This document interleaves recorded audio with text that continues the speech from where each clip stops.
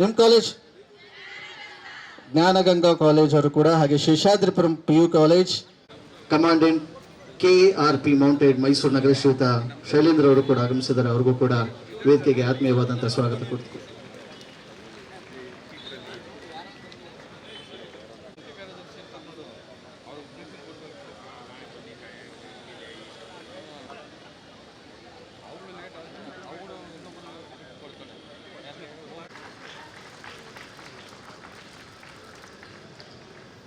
ಅದೇ ರೀತಿ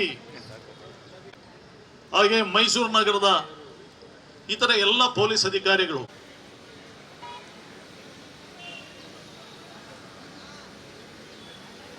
ಅವರವರ ನೋಡಿ ಸಬ್ ಡಿವಿಷನ್ ಮಕ್ಕಳು ಹಿಂಭಾಗಕ್ಕೆ ಅವರ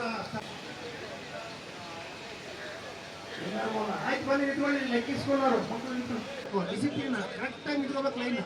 ಗುಡ್. ಇದನ್ನ ಜಾಗೃತಿ ರೂಪಿಸೋಕ್ಕೆ ನಾವು ಮಾಡ್ಕೊಂಡಿರೋದು.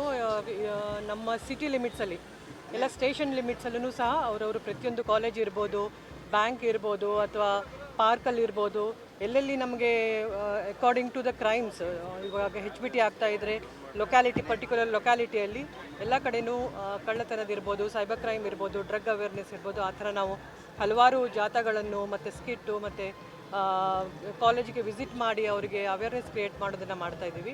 ಪ್ರತಿ ಸ್ಟೇಷನ್ ಲಿಮಿಟ್ಸಲ್ಲೂ ಮಾಡಿದ್ದಾರೆ. ಪ್ಲಸ್ ನಾವು ಈಗ ಹೋಲ್ ಸಿಟಿ ಆ್ಯಸ್ 2-3 ಇವೆಂಟನ್ನು ಇಟ್ಕೊಂಡಿದ್ದೀವಿ. ಸೊ ಇವತ್ತು ನಾವು ಅದಕ್ಕೆ ಚಾಲನೆ ಕೊಟ್ಟಿದ್ದೀವಿ.